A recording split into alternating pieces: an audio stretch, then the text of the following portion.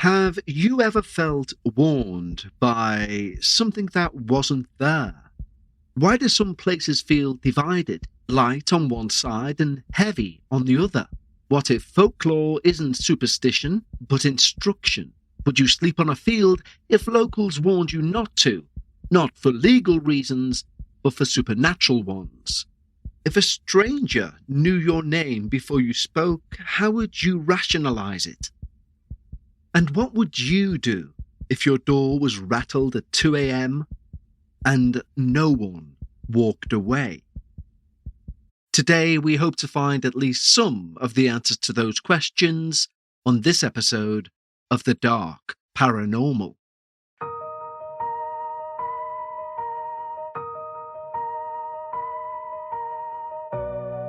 Live from Liverpool, the Dark Paranormal with Kevin Eustace. Hello everyone and welcome back already to our midpoint of the season. It's bizarre how quickly it always feels to get to the midpoint of a season, but this season it feels really bizarre.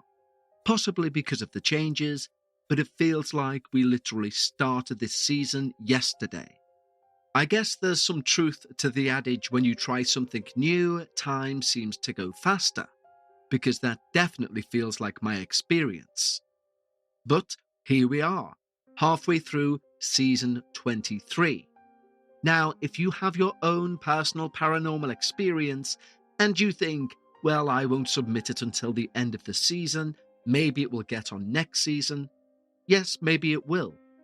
But for those who've listened to this show for long enough, they know that this show is very fluid. And if the right experience comes through, who knows? You may even find yourself as the finale episode of this season. So please don't hold back on sending your experiences through by clicking the link in the show notes or going direct to thedarkparanormal.com/submit my experience. Now, I appreciate we have several new listeners to the show, so firstly, welcome, and thank you for joining us here on what is becoming one of the longest-running paranormal podcasts to do with true dark experiences out there. So welcome, and if you like what you hear, you can always become a member of our Patreon team. There is a link in the show notes which will give you access to a free week trial to Patreon at our highest tier, giving you access not only to Dark Bites, our Patreon-only show, but also its back catalogue of well over 180 hours worth of Patreon-only material. Or you can go direct to patreon.com/thedarkparanormal. And of course, there's other perks such as ad-free episodes, early releases, etc., and a forum that is coming out this week where our wonderful community who have built what I believe to be the best community to do with the paranormal anywhere online can start mingling amongst themselves. And believe me, I know I say this, but it's the truth. If I wasn't the host, I'd be a member of the Patreon solely for that community. I can take no responsibility for how good the people on that community are. They are just like-minded, interested people in the paranormal, with nothing but respect for each other's opinion and point of view. So, two very important links in the show notes today. But right now, it's time. Lower the lights, make yourself comfortable, and of course, leave your disbelief at the door as we enter the Field of the Fae. Hi, Kevin. My name's Yari, but my first name is genuine, although others will recognize themselves and their names have been changed. From June to August of 2024, I was on a workaway trip in Ireland. Most of that trip was spent on an isolated homestead in Western County Cork. I can't openly share the location, so I won't be naming specific locations around it either. In a nutshell, though, this homestead is built amidst a couple of farms as far as the valley reaches. There's a small village, or a hamlet rather, about an hour's walk to the west of it. And the nearest by my Dutch standards, small town, about an hour east by car. This homestead sits along a rural road, one that leads up to a former spiritual retreat, which sits practically across the road from the gate you have to enter to go to the homestead. Next to that set of buildings making up the former retreat sits a farm of an old lady and her son. This is all within a 5 to 10 minute walk of the gate. The next nearest farm is a 25-minute walk in the other direction, and if you continue further down that road, about 50 minutes from the gate, is a field with a Bronze Age ring fort next to the place we had to fetch our wood from, so we'd pass by there about once a week. Now, with that said, I should add that the homestead itself is situated on a plot of land where the owner was starting a small community of like-minded people, though while I was there was only one other permanent resident, as the others had gone elsewhere to work and save up for building on this plot of land. There had previously been more occupants, so the plot had a selection of semi-permanent and more permanent structures on it, among which the main kitchen building, at the core of this community space. Some distance behind it, around a bend and in the footpath, and tucked away directly out of sight, sat a caravan where I would stay, and a few meters beside that was a stranded van, one which was turned into a small library.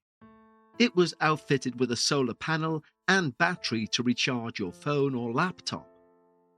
From the perspective of the kitchen, across from it on the other side of the communal open space, is the roundhouse of my host, the permanent resident on the plot, tucked up away a bit up the hill amongst some of the trees. Off to the left on the other side of the tree line were the gardens and polytunnels, beyond which was the caravan and polytunnel home of the owner, who was off to his homeland to earn some more money as mentioned. Further down the path, all the way down the hill, sat another abandoned roundhouse, from a fellow I'll come back to later. Behind the caravan I would be staying at was a cabin being built. The fellow doing the work would occasionally pop by to work in it, and we'd help him when we could. Down the path from there, likewise down the hill but not as far as the roundhouse, which would still be maybe another 500 meters away, was another small cabin. This cabin, as well as the upstairs area of the kitchen and the caravan I stayed at, were all reserved for workawayers like myself, some of which came by while I was there. Right, now you have a vague understanding of this plot of land. It's a couple of acres, sat on a rather big hill and spanning half a valley off to one side. Enough that a walk along the whole path from the gate to the furthest roundhouse would maybe take about half an hour. And now I can begin to finally start to share my experience.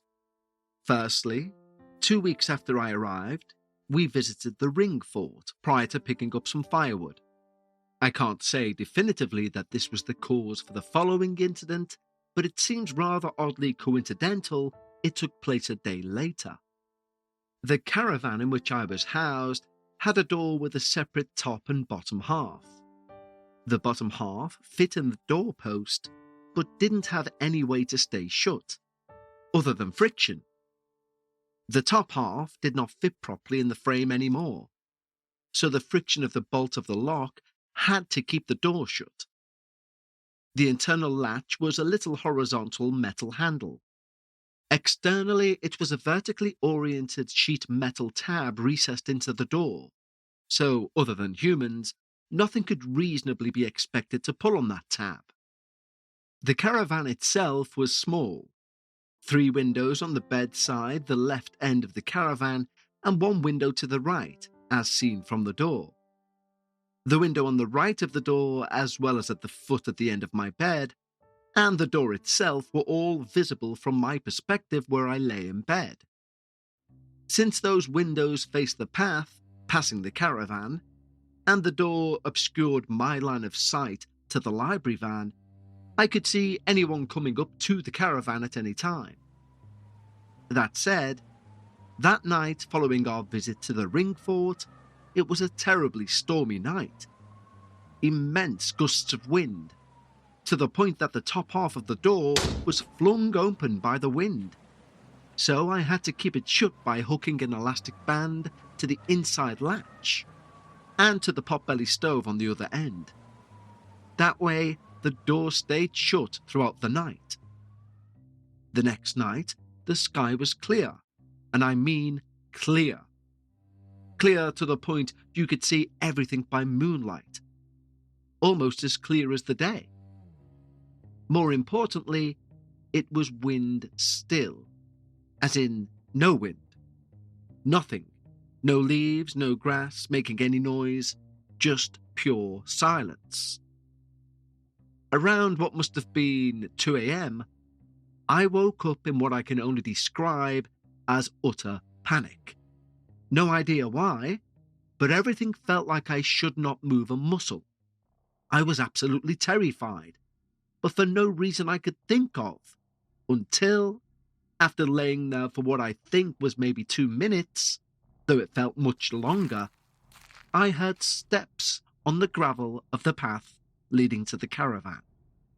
But oddly enough, it was only maybe 1, 2, or 3 steps. I listened intently, trying to think who or what might possibly be outside at that hour. And, of course, feeling so terrified, I was also trying to think what I had to hand to defend myself, should it come down to that. I was interrupted, however, by the outside latch of the door being rattled immensely hard. But the door itself was not opened. The elastic band was on there, sure, but if you'd pull that tab hard, the door would open. But it didn't. So it was almost like someone held the door shut with one hand and rattled the lock with the other. This sent me further into a fright than I already was. Who or whatever it was felt terrifying, even without me seeing anything or hearing anything except for that lock rattling. It felt like it continued for an hour. In truth, it can't possibly have been more than 20 seconds. Then, suddenly, silence. And after what must have been about 3 or 4 minutes of silence, I heard the sliding door of the library van open. I'd closed it before going to bed. And then, more silence. Before, sure enough, another 1 or 2 steps. But I never saw anyone walk either way past the caravan.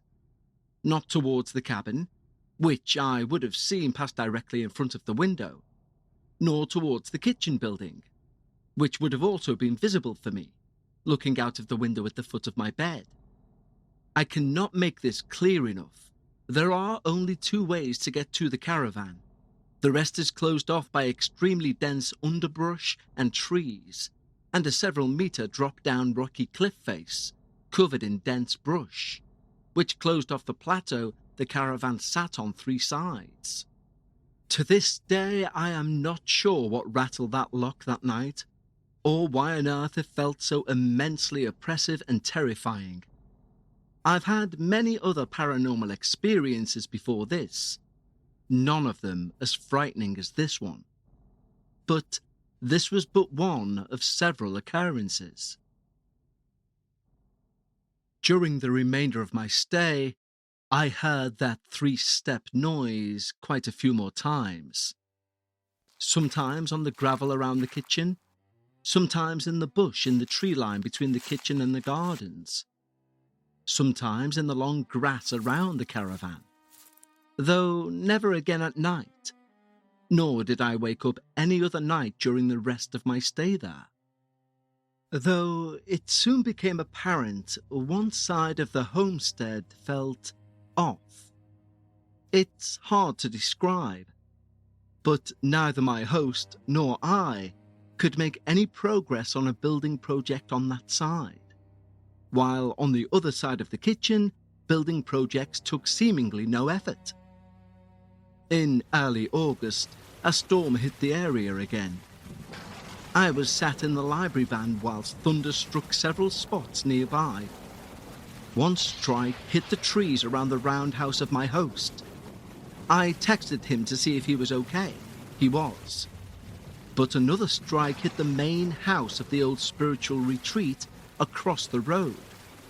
But since it was abandoned, it was the elderly neighbour on the farm next to it who called in the fire that was started by the lightning strike. The main house was burnt out beyond saving by the time the brigade arrived, and a power line a few lines over the hill was likewise struck, knocking out the mains power of several farms for at least a day or two. Though, weirdly, that main house was arguably the lowest building in the area. Everything else was higher up on the hills around it. Why would lightning strike an old stone house in the bottom of a valley, whilst there were several buildings directly next to it that stood a great deal higher, trees next to it that were significantly taller? Well, in hindsight, I think I know why. Though I'd be happy to hear anyone with better knowledge of physics to explain why it might have been. As for the explanation I believe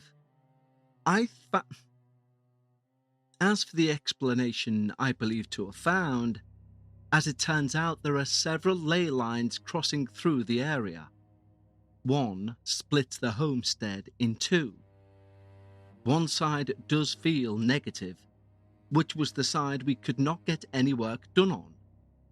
The ley line crosses straight through the middle of the kitchen building.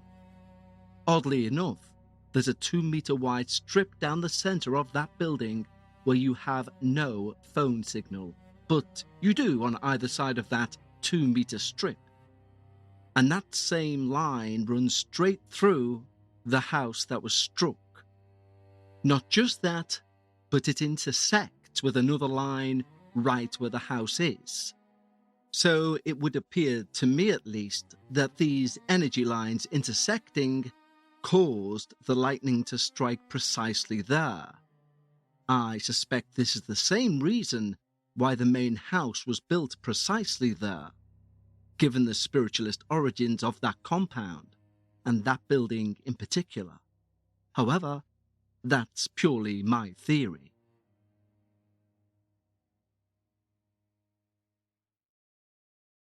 Let's have a quick break to talk to you about Acorns. Acorns wants to show a little love to everyone who's on their way to some money goal. Now, a money goal may sound like something everyone has, but believe me, they don't. And even when you think you do, you don't really take into account the step-by-step incremental measurements that need to be made in order to achieve said goal, which is something I personally don't have the time to do. This is where Acorns do their magic, because they try to take you from where's my money today to that goal. And the way they do that is they focus on where your money is going to be tomorrow. There's two major things I want to point out with this. You don't need a bundle of cash to invest. You can invest your spare change. And the second thing is, I'm fortunate enough that the money I've invested, I've seen grow. And using the app, I can see that visually. They also have a potential screen. It shows you the power of compounding your money and how by doing so, you could grow it over time.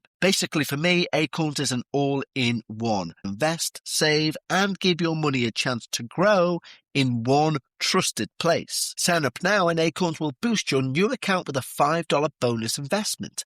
Join the over 40 million all-time customers who've already saved and invested over $27 billion with Acorns. Head to acorns.com/Dark Paranormal or download the Acorns app to get started. Paid non-client endorsement. Compensation provides incentive to positively promote Acorns. Tier 11 compensation provided. Potential subject to various factors such as customers' accounts. Age and investment settings. Does not include Acorns fees. Results do not predict or represent the performance of any Acorns portfolio. Investment results will vary. Investment involves risk. Acorns Advisors LLC and SEC registered investment advisor. View important disclosures at acorns.com/Dark Paranormal.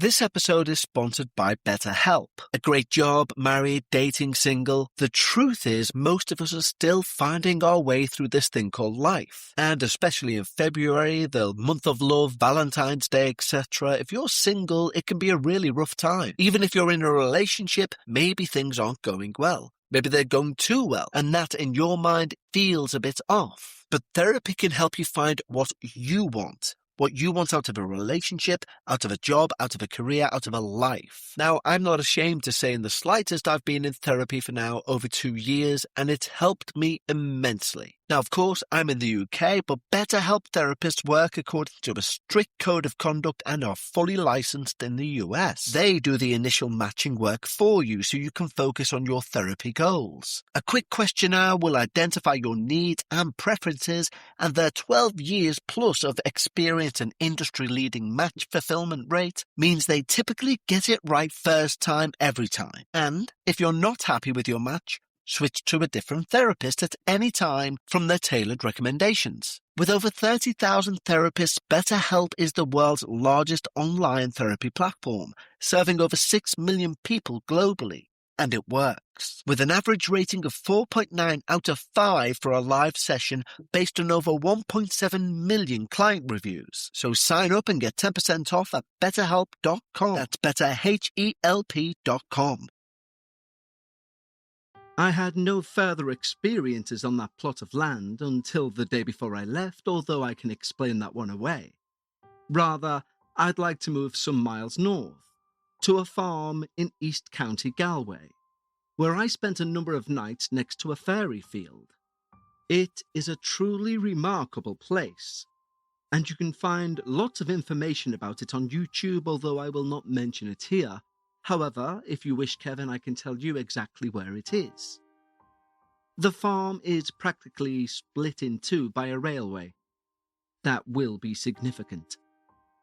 On this farm, anyone can stay to camp out on the field if they'd like. Just bring a tent, a caravan, or something like it, and you're good to go. The camp section is fenced off from the main field. This prevents the livestock from wandering into it. And if you take the path to the left, you'll head down to what the farmer calls the fairy field. The field itself has been left to itself by him and his forefathers. None of them dare touch anything there, as they truly believe it to be fairy territory, and thus it's not to be messed with, rather to be treated with the respect that it's due. On entering it, there are 2 hills, both are man-made. One is a grave mound, likely of some Bronze Age king or nobleman. The slightly larger hill next to it, and the height difference is only a metre or so, has a little nubbin on top. This hill was made with earth gathered just a few metres away, where there's now a similarly sized lake. But, remarkably, this hill has a tunnel in it. Its entrance has long since collapsed, but some years ago, an archaeological team checked both mounds with a LiDAR scan, which proved one hill has a burial chamber within. The other holds a tunnel. There have been a few archaeological finds on and around the field in the past. The exact purpose of this second hill is unknown, but the farmer does not allow anyone to dig in it, for fear of angering the fairies. Which brings me nicely to the next few locations on said field. Along the stone wall that you have to pass through to enter the field sits an immense old hawthorn tree, a fairy tree, according to the farmer. He tends to call it a portal, and oddly enough, I concur that it is. Not in the physical sense, but to just touch it and close your eyes, you're likely to experience something that is so remarkable it cannot be put into words. And the experience differs per person. Moreover, it differs each time you do it. I've done it maybe about 6 times, and each time the experience was different. But calling it a portal seems justified. Across from that tree is a hill with a fairy fort on top. A collection of weirdly placed trees, almost a circle but not quite. But in any case, this whole farm is prone to various paranormal occurrences. People have tried to sleep on the fairy field, but they were scared off in the middle of the night. But each person refuses to tell the farmer what scared them. Likewise, people have cited apparitions, even a puka, sometimes individuals, occasionally a whole group at once. But most commonly they're chased by the farmer, as you would expect. All that said, my own experiences, that tree aside, were quite different. First, I tried to sleep on the fairy field, being absolutely stupid enough to try to find out what scared those who tried before. And well, I did not sleep there. Why? Well, I spent the evening sitting around a bonfire with the farmer and some other guests who were staying at the camping area of the farm. When I finally decided to head back to my tent, which was set up on the fairy field, I followed the farmer back to the house where I had my phone on the charger, and to get a lamp so I could make my walk back to the field easier. But as I walked down the path, back towards the campsite where the others were, a pure white fox with red ears climbed over the wall to my right, crossed the path I was on, looked at me, and then darted into the field to my left, disappearing in the underbrush. A feeling overcame me in that instant, something that told me not to tempt fate, so to speak. An extremely strong sensation of, do not go to the field. You should not be there right now. And I decided to heed it. You see, despite being daft enough to want to try and find out what scared those other people away in the past, I obviously suspected it would be the fairies who did. I am familiar enough with the folklore, both Irish and Welsh, to know that you respect the fairies' wishes, if they make them known. And of course, I figured this fox was exactly that. In fact, in hindsight, I later realized where I recognized that white fur, red ears aspect from. The Mabinogi, a collection of Welsh folkloric stories written down by monks in the 13th century, quite possibly dating back as far as the Iron or even Bronze Age as oral tradition, in which the hounds of the other world, and later a boar, would be described as being pure white with red ears. In other words, fairy-scent animals. Being ultra-rational, I suppose I could chalk this up to my brain manifesting that aspect onto an otherwise ordinary fox due to my state of mind. But I sincerely do not believe that to have been the case. I was not under the influence of any substances. I could not have been more sober than I was, nor was I exhausted or even freaked out at the prospect of seeing something unbelievable. Until seeing that fox. That was but one part of the experience, however. A few days later, I remained on the farm, made my rounds over the fairy field by day.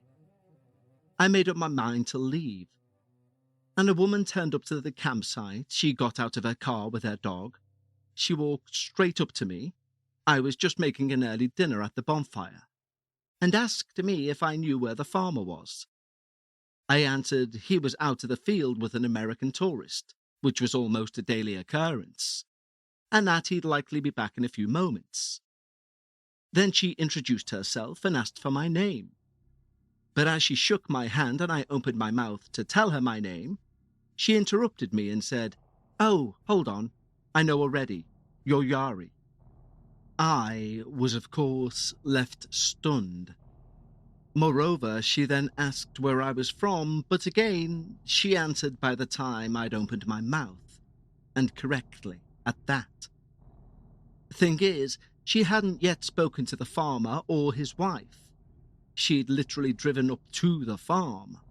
I was the first person there, the first person she interacted with. I'd never heard or seen this woman before, but she explained that she was a medium of sorts, and that in conversation, she asked me if I would mind if she walked into the field for a bit. I said, of course, as long as the dogs kept on a lead.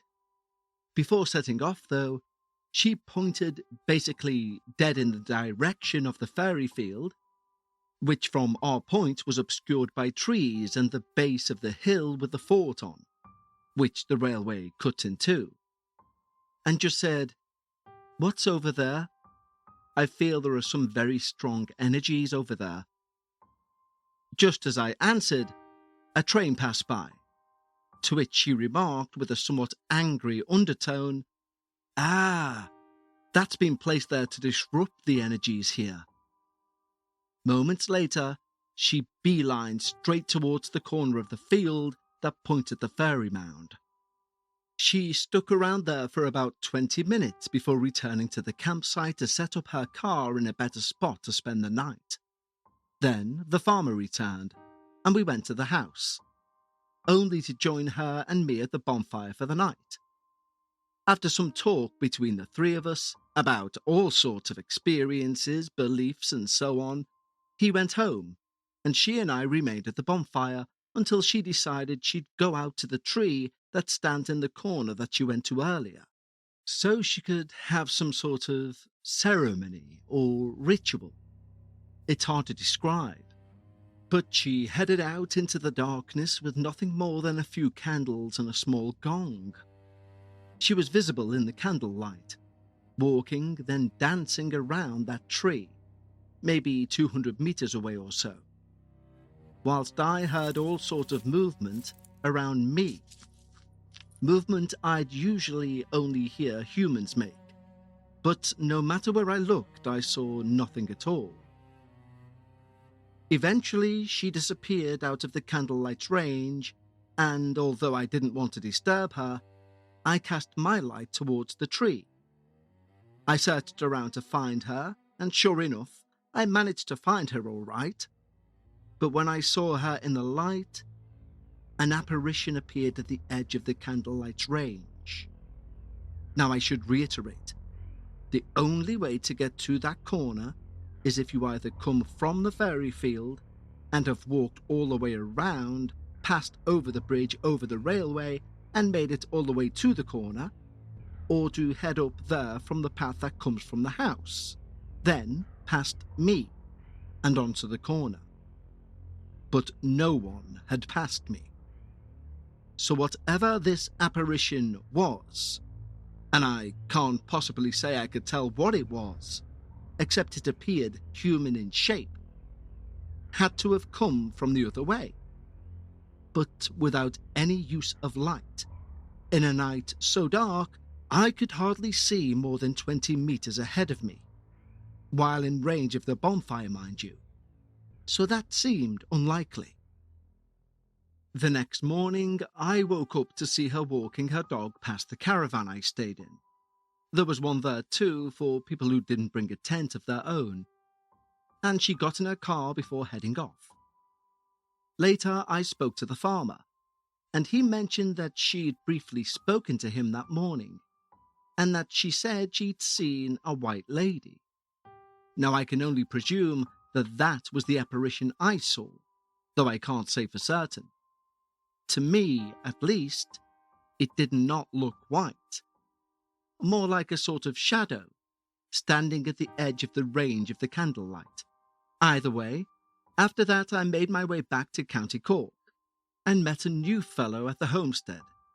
Some weeks later, I returned to the farm together with him, as I was invited to join a gathering of the folks who were there when I initially arrived there, and we had a great time, though I once again made the apparently foolish decision to try and sleep on the fairy field.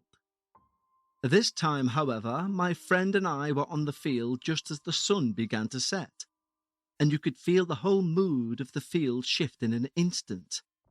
I was in the process of setting up my tent near the portal tree, and because I suddenly felt so uneasy, I decided I would check with the tree whether I'd be okay to stay. I know that sounds ridiculous, but if you'd seen what I've seen and believed what I believe, it makes sense. I closed my eyes and I touched the tree, and I heard and felt the earth tremble, as if a massive horse had just come thundering towards me. It made me feel extremely uneasy, once more overcome with that sense of, you should not be here right now. My friends said they felt the same, even though I had not told them of what I'd felt or heard or experienced.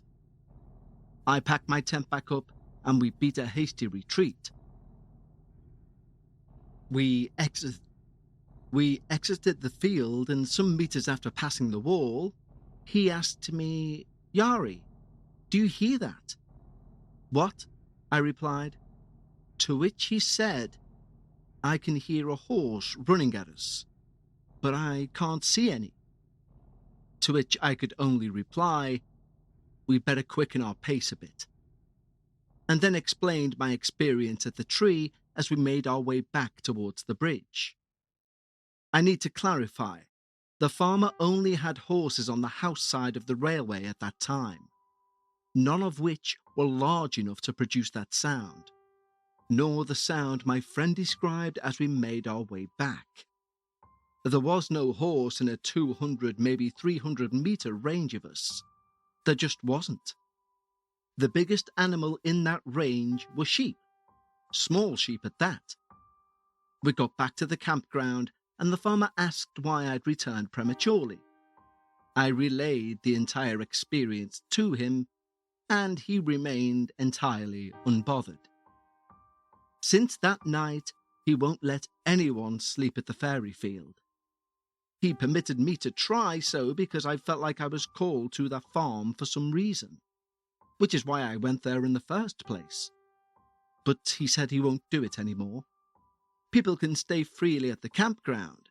He charges no money for anyone. He doesn't promote the field.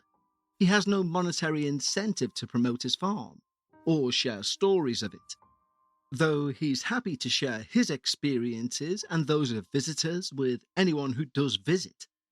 And many tour guides taking tourists on tours throughout Galway will stop at his farm for a visit. But he doesn't charge for his talks. He's just a farmer, so he insists. Nothing more. I have much more to tell. If you are interested in hearing my experiences from before I took this trip, I'd be happy to share them. And likewise, if you have any questions, I'd be happy to answer them. Kind regards, Yari. Wow. Well, Yari, there's two things I want to say. Firstly, thank you so much for giving us such a truly paranormal episode for our midpoint of this season. And I think genuinely it's possibly our second fairy story ever in over 340 odd episodes. So thank you ever so much. Secondly, call it serendipity. But there are lots of theories and superstitions around the Fae folk. Even mentioning their name can cause issues, etc. And they will always want to be known, and when they want to be known, they will make themselves known, and other superstitions along those lines. Now, interestingly, Yari, you were not our first choice for this episode, but on Wednesday, when I finished recording episode 5, and I was doing some editing on it, I received an email from the person who submitted that story telling me they didn't want the story to be aired anymore. Which, yes, was frustrating given the amount of time gone into it, but also understandable when I read the reasons why. And I just find it a bit spooky that the story that replaced it is of the Fae. It's as if the Fae has someone out there listening right now they're trying to get a message to? If I was on my ultra believer mode, that's where I'd be pointing. But of course, I'm just buying into the alleged fantasy. And I do say alleged because I don't want to incur the wrath of something that I do believe many people have incurred the wrath of. So with the utmost respect, as they say in the Isle of Man, when you use a certain bus to cross over the ferry bridge and the bus driver rings a bell and a recorded message says, "Remember to say thank you to the fairies," and you think it's a touristy thing, but all of the locals on the bus at the same time say, "Thank you, fairies," as the fairies allow them to cross the bridge. So, thank you, fairies, for allowing me to air this episode unencumbered. And once more, thank you, Yari. But thank you to you all for joining us for this wonderful episode. And as we enter the second half of this season, as we tend to like to do, we try to heat things up from here on in as we head towards the finale. You could still feature as that finale if you believe you have an experience which is truly terrifying, true, and personal to you. You can go to the show notes, click the link, and submit that story. And also, anyone interested in joining our Patreon to join what I believe is the best community online about the paranormal, the link is also in the show notes. But until next time, remember, when you're discussing the paranormal, always try to leave some of your disbelief at the door. And I'll see you next time, right here on the Dark Paranormal.